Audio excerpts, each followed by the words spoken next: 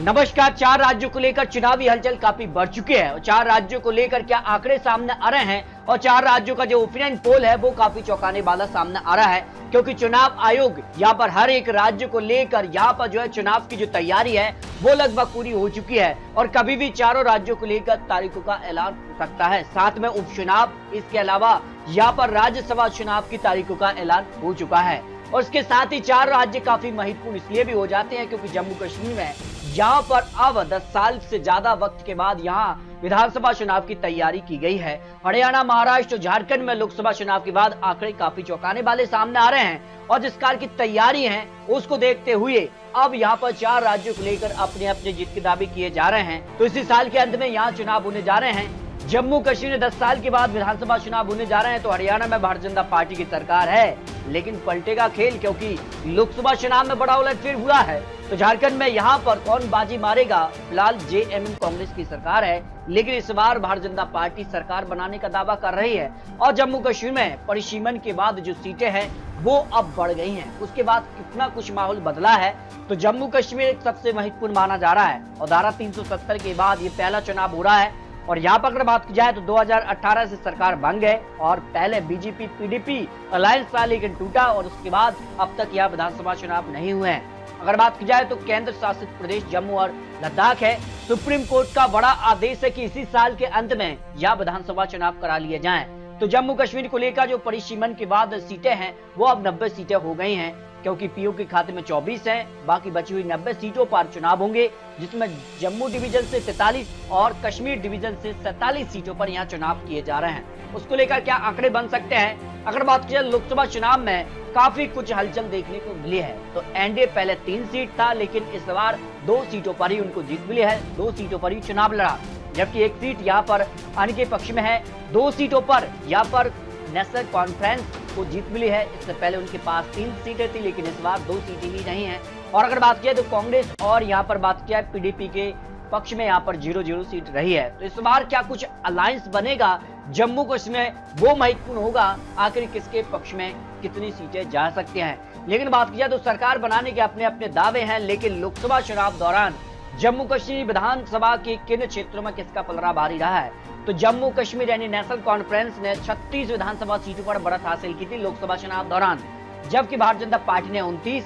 तो माना जा रहा है कि यहाँ पर नेशनल कॉन्फ्रेंस और भारतीय जनता पार्टी के बीच ही कड़ी टक्कर जम्मू कश्मीर देखने को मिलेगी, जबकि यहाँ अलायंस बनता है कांग्रेस पीडीपी और यहाँ पर बात की जाए तो पीपल्स कॉन्फ्रेंस का। तो उसके बाद क्या कुछ आंकड़ा बनेगा वो काफी महत्वपूर्ण हो जाता है। लेकिन 2014 में जो विधानसभा चुनाव हुआ था तब 87 सीटों पर चुनाव था। 44 सीटों पर बहुमत का आंकड़ा चाहिए था। भारतीय जनता पार्टी ने 25 सीटें तो पीडीपी ने 28 सीटें हासिल की थी और ये गठबंधन बना था। लेकिन अब दोनों पार्टी काफी कोसों दूर है और अलग अलग रणनीति और अलग अलग विचारधारा के साथ अब नई रणनीति पर चुनाव पर काम कर रहे हैं। तो नेशनल कॉन्फ्रेंस 15, कांग्रेस यहाँ पर 12 और निर्दलीय 3 और अन्य ने 4 सीटों पर जीत हासिल की थी। लेकिन लोकसभा चुनाव के नतीजों ने सभी को चौंकाया, क्योंकि इस चुनाव में बड़े नेता हार चुके हैं। नेशनल कॉन्फ्रेंस के यहाँ पर अमर अब्दुल्ला बारामूला से चुनाव हारे, जबकि पीडीपी महबूबा मुफ्ती अनंतनाग से चुनाव भी हारे हैं। जैसे में माना जा रही कि सीधी टक्कर भारतीय जनता पार्टी और नेशनल कॉन्फ्रेंस के बीच हो सकती है, लेकिन जो आंकड़े हैं वो भारतीय जनता पार्टी के पक्ष में जा सकते हैं। करीब माना जा रही कि 40 से 51 सीट तक भारतीय जनता पार्टी इन 90 सीटों में से जीत हासिल कर सकती है, जबकि कांग्रेस को यहाँ पर अपने दम पर चुनाव लड़ती है तो यहाँ पर 10 करीब सीट मिल सकती हैं। पीडीपी को यहाँ पर 19 से 25 सीट और यहाँ पर बात की जाए तो अन्य के पक्ष में 11 सीटें यानी डीएवी पार्टी के पक्ष में जा सकती है। लेकिन माना जा रहा है यह गठबंधन बनेगा। यहाँ पर गुफकार गठबंधन बना था इससे पहले, उसके आंकड़े काफी चौंकाने वाले हैं। फिर यहाँ कांटे की टक्कर देखने को मिल सकती है। जबकि हरियाणा को लेकर अगर बात की तो हरियाणा में इस बार काफी हलचल दिखाई दे रही है। लोकसभा चुनाव के बाद यहाँ पर भी काफी हलचल देखने को मिली है। हरियाणा में अगर बात की जाए तो भारतीय जनता पार्टी की सरकार है, लेकिन हरियाणा में भी काफी हलचल रही है। 2024 में जो बीजेपी और जेजेपी का गठबंधन था उसके बाद भारतीय जनता पार्टी को यहाँ जबरदस्त नुकसान देखने को मिला है। विधानसभा चुनाव इसी साल के अंत में होने जा रहे हैं और माना जा रहा है कि इस बार कांटे की टक्कर यहाँ पर हरियाणा में देखने को मिलेगी। बात की जाए तो भारतीय जनता पार्टी ने अपने मुख्यमंत्री को बदला है। यहाँ पर मनोहर लाल खट्टर की जगह नायब सैनी यहाँ के नए मुख्यमंत्री बने हैं। उसके बाद किस कार का गठबंधन बनता है, एनडीए और इंडिया गठबंधन की सीधी टक्कर हरियाणा में इस बार देखने को मिलेगी, क्योंकि 10 लोकसभा सीटों में से 5 पर भारतीय जनता पार्टी तो 5 सीटों पर कांग्रेस को यहाँ पर जीत मिली है। उसके बाद ये माना जा रहा है कि यहाँ काफी हलचल देखने को मिल सकती है। किस तरह से यहाँ पर बात की जाए तो हरियाणा में जो लोकसभा चुनाव रहे हैं उसमें अगर बात की जाए तो 5 सीटों पर कड़ी टक्कर रही है। यहाँ कांग्रेस ने 43% वोट शेयर हासिल किया, आम आदमी पार्टी ने 3% वोट शेयर हासिल किया, कुल 47%, जबकि भारतीय जनता पार्टी ने अपने दम पर 46% वोट शेयर हासिल किया है। इस बार माना जा रहा है कि कड़ी टक्कर देखने को मिल सकती है। लेकिन लोकसभा चुनाव दौरान यहाँ पर बात की जाए तो हरियाणा में जो असेंबली सीटों की अगर बढ़त की बात की जाए तो लोकसभा में किसको कितनी सीटों पर बढ़त हासिल हुई थी। देखिए 42 सीटों पर कांग्रेस को बढ़त हासिल की थी लोकसभा चुनाव दौरान और आम आदमी पार्टी ने 4 सीटों पर, जबकि भारतीय जनता पार्टी ने 44 सीटों पर बढ़त हासिल की थी। उस लिहाज से यहाँ पर बात की जाए तो कांटे की टक्कर यहाँ पर भी देखने को मिली है। लेकिन 2019 में यहाँ पर 90 सीटों में से यहाँ पर बात की जाए तो 40 सीटों पर बहुमत का आंकड़ा था, लेकिन भारतीय जनता पार्टी ने 41 सीटें, कांग्रेस ने 30, जेजेपी ने 10 सीटें, निर्दलीय ने 7 और यहाँ पर कुछ सीटें अन्य ने भी हासिल की थी। लेकिन अगर बात की तो भारतीय जनता पार्टी और जेजेपी का जो गठबंधन बना था वो सरकार चली, लेकिन अंत में लोकसभा चुनाव से पहले ये गठबंधन टूटा है। अब ये माना जा रहा है कि लोकसभा चुनाव के बाद विधानसभा जो चुनाव होंगे उसमें गठबंधन बनेंगे या नहीं वो काफी महत्वपूर्ण हो जाते हैं। लेकिन जो अनुमान लगाया जा रहा है हरियाणा को लेकर उसमें अगर बात की तो भारतीय जनता पार्टी ने एनडीए को सीधे तौर पर यहाँ पर 30 से 35 सीटों का अनुमान है, जबकि 45 से 50 सीटों पर इंडिया गठबंधन का पलड़ा भारी हो सकता है। अन्य के पक्ष में 0 सीट की संभावना लगाई जा रही है। जबकि महाराष्ट्र के आंकड़े सभी को चौंकाने वाले सामने आ रहे हैं, क्योंकि महाराष्ट्र में 288 सीटें हैं। उत्तर प्रदेश के बाद सबसे बड़ा राज्य महाराष्ट्र ही है और ऐसे में महाराष्ट्र से लोकसभा चुनाव के नतीजों ने भी सभी को चौंकाया है। और इस बार महाराष्ट्र में यहाँ पर बराबर की टक्कर दिखाई दे रही है। 3 पार्टी भारतीय जनता पार्टी यानी एनडीए और 3 पार्टियां इंडिया गठबंधन यानी महाविकास आघाड़ी के साथ है। और ऐसे में सीधी टक्कर के बीच महाराष्ट्र में अगली सरकार किसकी बनेगी इसको लेकर कुछ महत्वपूर्ण आंकड़े भी सामने आ रहे हैं। तो महाराष्ट्र में फिलहाल एनडीए की सरकार है, लेकिन इसी साल के अंत में चुनाव होने जा रहे हैं। और अगर बात की लोकसभा चुनाव में यहाँ एनडीए ने यानी भारतीय जनता पार्टी ने 9 सीटें, शिवसेना ने 7, एनसीपी ने 1 सीट हासिल की, कुल 17 सीट ही एनडीए के पक्ष में रही। जो 2019 में 41 सीटें थी, इस बार जबरदस्त नुकसान महाराष्ट्र में देखने को मिला है।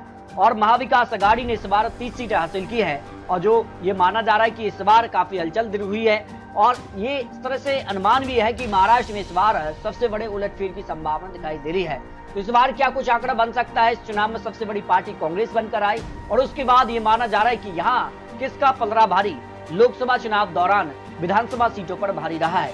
कांग्रेस ने 63 सीटों पर बढ़त हासिल की थी लोकसभा चुनाव दौरान, जबकि शिवसेना उद्धव गुट ने 57 और एनसीपी शरद पवार ने 34 सीटें, कुल मिलाकर 154 सीटों पर इंडिया गठबंधन का पलड़ा भारी रहा था लोकसभा चुनाव दौरान विधानसभा सीटों पर बढ़त। जबकि भारतीय जनता पार्टी ने एनडीए गठबंधन में यहाँ पर भारतीय जनता पार्टी ने सबसे ज्यादा 80 सीटें, यहाँ पर शिवसेना ने 39, 6 सीटें एनसीपी ने हासिल की थी। इस तरह से 127 सीटों पर एनडीए को बढ़त हासिल हुई थी। लेकिन जो अनुमान लगाया जा रहा है यहाँ पर जो विधानसभा चुनाव को लेकर महाराष्ट्र में वो काफी चौंकाने वाले रहे हैं, क्योंकि 2019 में भारतीय जनता पार्टी ने 106 सीटें, शिवसेना ने 56 सीटें, कांग्रेस ने 44, एनसीपी ने 54 और अन्य के पक्ष में 28 सीटें रही थी। तो इस बार सीधे तौर पर माना जा रहा है एनडीए और इंडिया गठबंधन की टक्कर होने जा रही है।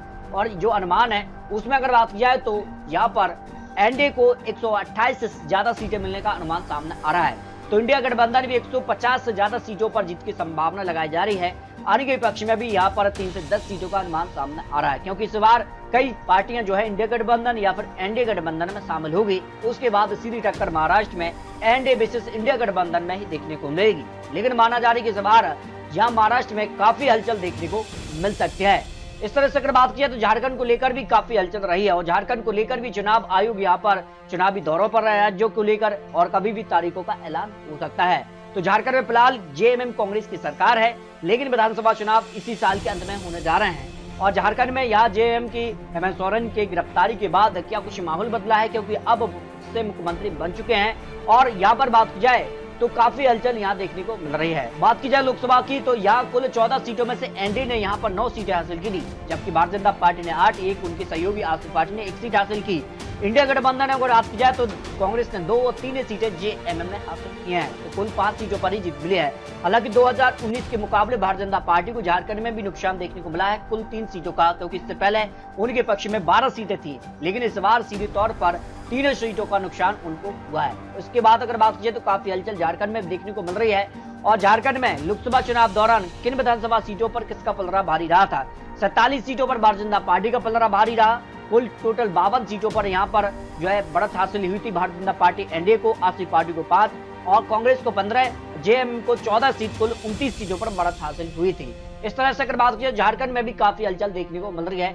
2024 के नतीजों ने भी सभी को चौंकाया और ऐसे में माना जा रहा है कि झारखंड को लेकर जो विधानसभा चुनाव का गणित बन सकता है 81 सीटों में से भाजपा के लिए 36 से 40 सीट, इंडिया गठबंधन को 45 से 50 और अन्य के पक्ष में 5 से 10 सीटों का अनुमान सामने हो सकता है। इस तरह से माना जा रहा है कि झारखंड में यहाँ पर काटी की टक्कर देखने को मिल सकती है। तो 4 राज्यों को लेकर कुछ महत्वपूर्ण आंकड़े सामने आ रहे हैं। चुनाव आयोग यहाँ पर 4 राज्यों के दौरों पर रहे हैं। उसके बाद ये माना जा रहा है कि 4 राज्यों को लेकर तारीखों का ऐलान एक साथ हो सकता है। इसके साथ कई राज्यों के उपचुनाव भी होने हैं, तो साथ ही उपचुनाव की तारीखों का ऐलान भी साफ हो सकता है। तो इस तरह से माना जा रहा है कि 4 राज्यों में इस बार किसकी सरकार बनेगी, 4 राज्यों के नतीजे काफी महत्वपूर्ण हो जाते हैं। तो दोस्तों, आपको क्या लगता है झारखंड, महाराष्ट्र, हरियाणा और जम्मू कश्मीर को लेकर अगली सरकार किसकी बन सकती है? इसको लेकर अपने रख सकते हैं।